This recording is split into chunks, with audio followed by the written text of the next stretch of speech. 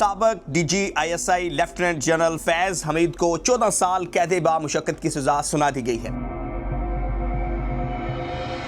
पाकिस्तान में एक ऐसा ताकतवर शख्स भी था फैज हमीद, और यकीनन एक ऐसा इदारा जो कि पाकिस्तान की प्रीमियम इंटेलिजेंस एजेंसी है ISI, उसके साबक सरबराह को सजा हो जाना किसी बड़े मुआवजे से कम नहीं है। 11 दिसंबर 2025 को उनको सजा सुनाई गई है और आज से ही सजा का इतलाक शुरू होगा और वो 14 साल कैद बामुशक्कत जेल की सलाहों में रहेंगे। मुलजम पर चार इल्जामात के तहत मुकदमा चलाया गया। सियासी सरगर्मियों में मुलव्विस होना। दूसरा, ऑफिशियल सीक्रेट एक्ट की खिलाफवर्जी जो रियासत की सलामती और मफाद के खिलाफ थी।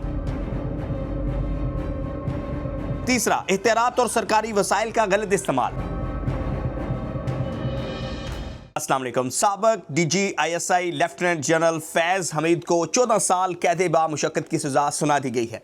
यह खबर सुनते हुए आपको अपने कानों पर यकीन नहीं आ रहा होगा, लेकिन जनाब ऐसा बिल्कुल है। और ये खबर आज आपने मेन स्ट्रीम मीडिया पर भी सुन रहे होंगे कि पाकिस्तान में एक ऐसा ताकतवर शख्स भी था फैज हमीद, और यकीनन एक ऐसा इदारा जो कि पाकिस्तान की प्रीमियम इंटेलिजेंस एजेंसी है ISI, उसके साबक सरबराह को सजा हो जाना किसी बड़े मुआवजे से कम नहीं है। आज ISPR की तरफ से प्रेस रिलीज जारी की गई और इस प्रेस रिलीज में वाज़ेह तौर पर बताया गया कि फैज हमीद को सजा क्यों दी गई है। 3 बड़े उनके ऊपर इल्ज़ामात थे और इस प्रेस रिलीज में कहा गया कि उनके ऊपर जो इल्ज़ामात थे उनमें वो कसूरवार पाए गए हैं। इसीलिए आज यानी 11 दिसंबर 2025 को उनको सजा सुनाई गई है और आज से ही सजा का इतलाक शुरू होगा और वो 14 साल कैद बामुशक्कत जेल की सलाहों में रहेंगे।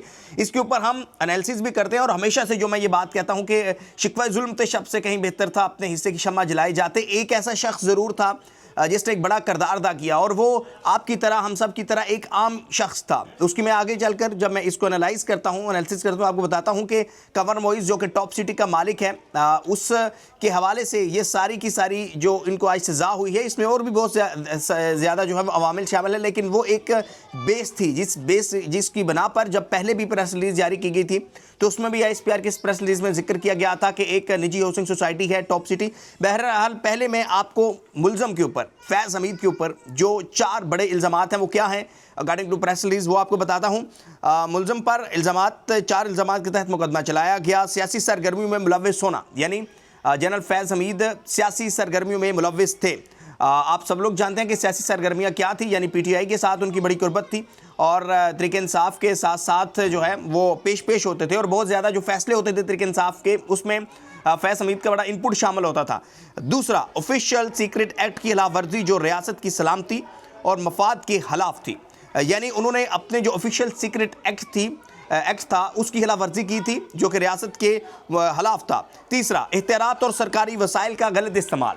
अच्छा, ये एक बहुत अहम पॉइंट है, इख्तियारात और सरकारी वसाइल का गलत इस्तेमाल, यानी एक कितना बड़ा ये ट्रेंड सेट हो रहा है पाकिस्तान में कि अगर इख्तियारात के गलत इस्तेमाल पर DGISI, फॉर्मर DGISI को सजा हो सकती है, तो यहाँ पर तो SHO ही मान नहीं है, तो उस SHO का क्या होगा, उस SP का क्या होगा, और दीगर अदारों में भी वो तमाम अफसरान, उनका क्या होगा जो अपने इख्तियारात का नाजायज़ गलत इस्तेमाल करते हैं। ये जो सज़ा सुनाई गई है जनरल फैज हमीद को, एक लंबा प्रोसेस था, जो मिलिट्री कोर्ट्स में इसका ट्रायल होता रहा, उनको मुकम्मल तौर पर जो है वो कानूनी टीम हासिल थी, उनके वकला थे। लेकिन ये जो इसका तीसरा पॉइंट है, मैं साथ साथ इसलिए एनालाइज कर रहा हूँ ताकि आप समझ सकें और हमारा वीलॉग जो तमाम सरकारी अफसरान भी देख रहे हैं, बिलखसूस वो जिन्होंने आज पाकिस्तान को कमज़ोर करने की कोशिश कर रहे हैं, पाकिस्तान को खोखला करने की कोशिश कर रहे हैं, उनके लिए ये फैज़ हमीद की जो सज़ा है ये वाज़ेह तौर पर मैसेज है उन तमाम अफराद के लिए जो आज किसी न किसी सीट पर हैं, किसी न किसी सूरत, किसी न किसी तरह पावर का हिस्सा है और वो अपने इख्तियारात का नाजायज़ गलत इस्तेमाल करते हैं। ये सोच लेना कि ये अब पाकिस्तान वो पाकिस्तान है जहाँ पे फॉर्मर DGISI को सज़ा हो सकती है, तो फिर अगर कोई SHO या कोई सरकारी सीट पर बैठकर खुद को फ़िरौन या खुदा समझ रहा है तो ये उसकी भूल है। चौधरी सरफराज का भी आपके सामने है, जिसने डक्की से जो है वो पैसे हथियाए थे, वो हमने पे वीलॉग किया था। लास्ट वाला पॉइंट है जिसके तहत 4 बड़े इल्ज़ामात थे, 3 इल्ज़ामात हो गए। लास्ट वाला है शहरियों को गलत तौर पर नुकसान पहुंचाना शामिल है। ये जी शहरियों को गलत तौर पर नुकसान पहुंचाना शामिल है, ये क्या है? अब जो मैंने पहले आपको जिक्र किया था कि शिकवे जुल्म थे शब से कहीं बेहतर था, इसमें एक बड़ा किरदार अदा किया टॉप सिटी के जो मालिक थे कंवर मोइज़।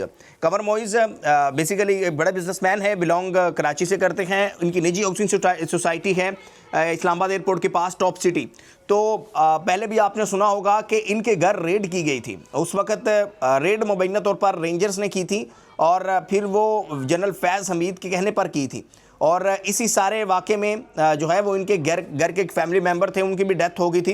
तो ये उन्होंने कहीं, वो जो शख्स जिसकी डेथ हुई थी वो कहीं बैठे नहीं, वो अपना उनके ऊपर ये जो जुल्म हुआ था इसको लेकर वो हर जगह गए और बताते रहे कि इस तरह से देखें मेरे साथ जुल्म किया जा रहा है, मेरे साथ फैज़ हमीद ये कर रहा है, फैज़ हमीद वो कर रहा है। तो फिर ये बात आज आपने देख लिया। आज 11 दिसंबर का जब सूरज तुलू हुआ है तो उसने कंवर मोइज़ की फैमिली को इंसाफ दिया है कि देखें इस मुल्क में आज से सिर्फ कुछ माह पहले तक, 1 साल पहले तक, 2 साल पहले तक कोई सोच नहीं था सकता। आज भी जब इंसाफ की बात होती है तो कोई सोच नहीं सकता कि यार पाकिस्तान क्या है, पाकिस्तान तो जो है ना यहाँ पर तो मुमकिन ही नहीं है ताकतवर को सज़ा हो। सारे लोग आपके सामने हैं जो कुछ भी करते रहे। एहतियात का नाजायज़ इस्तेमाल एक आम सी बात है। यहाँ पर SHO लगाया ही उसको जाता है जो एहतियात का नाजायज़ इस्तेमाल करने में माहिर हो, जो अफसरान को खुश करने में माहिर हो, जो अफसरान को पैसे पहुँचाने में माहिर हो। तो अब ये ट्रेंड सेट हो रहा है, बल्कि हो चुका है पाकिस्तान में। इसमें आप कुछ भी कहें, लेकिन मौजूदा इस्टेब्लिशमेंट, मौजूदा जो फील्ड मार्शल हैं जनरल आसिम मुनीर, उनको एक बड़ा क्रेडिट जाता है। मौजूदा जो हमारी ओवरऑल इस्टेब्लिशमेंट है, खान साहब ने भरपूर कोशिश की कि वो अपने नैरेटिव को आगे बढ़ाते हुए जो कुछ कर सकते हैं वो करें, लेकिन फैज़ हमीद को सज़ा होना इस बात की निशानदेही करता है कि अगर आर्मी अदारा अपने इतने बड़े ऑफिसर को सज़ा दे सकता है तो फिर ये जो सिविलियन सीटों पर बैठे हुए अफसरान हैं, जो आवाम का खून चूस रहे हैं, निचोड़ रहे हैं, जो अपने इस जो है वो कोई भी वर्दी पहनकर या किसी भी सीट पर बैठकर अगर कोई अपने एहतियात का नाजायज़ गलत इस्तेमाल कर रहा है, तो अब ये जो मैसेज है वो तमाम लोगों के लिए क्लियर है। और आज से सबको समझ जाना चाहिए, हर बहुत पहले से समझ जाना चाहिए था जब से ये ट्रायल शुरू हो रहा था, लेकिन अब पाकिस्तान में ये एक नया ट्रेंड जो है वो सेट हो चुका है। अब सवाल ये है कि जनरल फैज़ हमीद जो है वो अकेला तो था नहीं इस सारे गेम में, क्योंकि हमेशा से जो भी एक बड़ी सीट पर होता है उसके आगे फ्रंट मैन होते हैं। तो वो जो फ्रंट मैन थे उनका क्या बनेगा, क्या उनको सज़ा हो चुकी है या होगी? लेकिन डेफिनेटली आर्मी का अपना एक, मैंने पिछले व्लॉग में भी जिक्र किया था कि जिस तरह से सिविलियन अदारे हैं जहां ऑर्गेनाइज्ड करप्शन होती है, मुबैना तौर पर FIA, कस्टम, पुलिस, जहां ऑर्गेनाइज्ड करप्शन होती है, थाने बिकते हैं, SSPs तक मुबैना तौर पर पैसे देकर आते हैं, पैसे देकर लगते हैं। वहाँ पर जो है आर्मी में ऐसा नहीं होता। आर्मी में एक मुकम्मल इंटरनल अकाउंटेबिलिटी होती है और अगर कोई भी शख्स किसी जुर्म में मुलव्वस पाया जाता है और वो साबित हो जाता है तो फिर उसको सज़ा होना यकीनी होती है। ये एक रूटीन प्रैक्टिस होती है जो आर्मी के अंदर हो रही होती है। लेकिन अब चूँकि DGI का एक उख्ता पाकिस्तान में ऐसा है, बहुत पावरफुल उख्ता है और इसमें बहुत सारी चीज़ें इन्वॉल्व होती हैं। लेकिन फैज़ हमीद ने अपने इख्तियारात का जिस तरह से गलत इस्तेमाल किया वो तफसील के साथ जो है वो मज़ीद आगे आने वाले दिनों में कुछ पता चल जाएगा। लेकिन अभी जो 4 बुनियादी उनके ऊपर इल्ज़ामात थे वो साबित हो गए हैं कि उन्होंने अपने इख्तियारात का गलत नाजायज़ इस्तेमाल किया और इसके अलावा वो सियासी सरगर्मियों में मुलव्वस पाए गए। ऑफिशियल सीक्रेट एक्ट की उन्होंने खिलाफ वर्जी की और अपने सरकारी वसाइल का गलत इस्तेमाल किया, शहरियों को गलत तौर पर नुकसान पहुँचाया। अब ये एक कंवर मोइज़ का केस तो था जो कंवर मोइज़ हमें सामने नज़र आ रहा है। न जाने इसके अलावा कितने लोग होंगे जो इस तरह मुतासर हुए होंगे, जिनको जो है वो नुकसान पहुँचाया होगा, क्योंकि एक शहरी का नहीं कहा गया, शहरियों को नुकसान पहुँचाया। तो यानी कितने ही कंवर मोइज़ होंगे जिनको नुकसान पहुँचाया गया होगा। और अगेन एंड अगेन ये पाकिस्तान में एक बड़ा जो है वो एक अच्छा ट्रेंड सेट हो रहा है। और अगर इसी तरह बड़ों को, ये जो बड़े ताकतवर जो हैं वो जहाँ भी बैठे हुए हैं, यहाँ तो मैं अगेन SHO की कह रहा हूँ क्योंकि डायरेक्टली पब्लिक के साथ इंटरेक्ट होता है, अगर SHO लेवल पर भी ये सज़ाएँ दी जाती हैं और अगर दीगर अदारों में भी जहाँ करप्शन ऑर्गेनाइज्ड तरीके से होती है, मुबैना तौर पर जैसे मैंने FIA एंड कस्टम का आपको जिक्र किया है कि जहाँ पर पैसे देकर अफसरान लगाए जाते हैं और वही रहते हैं जिन्होंने पैसा ऊपर तक पहुँचाना होता है। क्योंकि पाकिस्तान एक हमारी जो मईशत है वो किसी भी मुल्क की रीढ़ की हड्डी होती है और इसमें कस्टम का एक अहम किरदार है। जब इसी तरह से कस्टम अफसरान या दीगर अफसरान ही करप्शन में मुलव्वस होंगे और जब मुबैना तौर पे एक अदारा एंटी स्मगलिंग है, तो वो अगर स्मगलिंग में ही मुलव्वस होगा तो फिर कैसे बेहतरी आ सकती है। एक अदारा एंटी करप्शन है, अगर वो करप्शन में मुलव्वस होगा तो कैसे बेहतरी आ सकती है। तो अब ये एक अच्छा ट्रेंड सेट हो गया पाकिस्तान में, और इसको मजीद आगे अदारों तक बढ़ना चाहिए। अब देखें कि एक डक्की को जिस तरह से चौधरी सरफराज ने या NCCI ने किया, उसका कितना बड़ा नुकसान हुआ कि NCCI एक ऐसा अदारा जो पाकिस्तान का साइबर के हवाले से नेशनल अदारा था, वो मुतनाज़ बन गया। और अब दुनिया भर में अगर कोई भी बाहर का अदारा पाकिस्तान से अगर कोई रिपोर्ट हासिल करता है या नेशनल साइबर के हवाले से कुछ भी बात होती है, तो क्या हमारे इस NCCI के अदारे की वो क्रेडिबिलिटी रहेगी?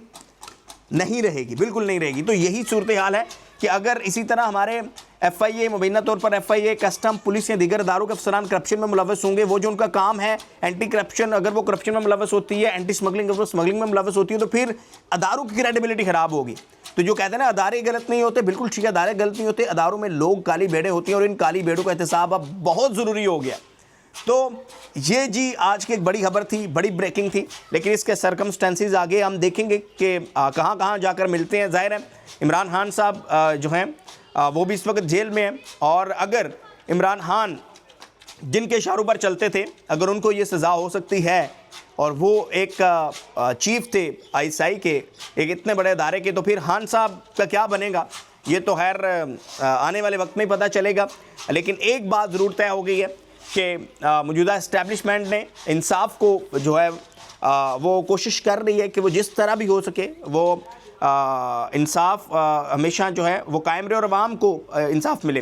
बहरहाल जी ये आज की सबसे बड़ी खबर थी, और अगेन एंड अगेन SHO से लेकर ऊपर वाले तक तमाम जो सरकारी अफसरान हैं जो अपने इख्तियारात का नाजायज़ गलत इस्तेमाल करते हैं, वो समझ जाएँ कि ये मैसेज है कि अब पाकिस्तान की उड़ान ऊपर जानी है, और इस पाकिस्तान की उड़ान को कोई रोक नहीं सकता। और यकीनी तौर पर आज के इस फैसले ने जो है वो एक स्टैंप ज़रूर लगाई है कि पाकिस्तान आर्मी के अंदर जो इंटरनल अकाउंटेबिलिटी है वो किस कदर है।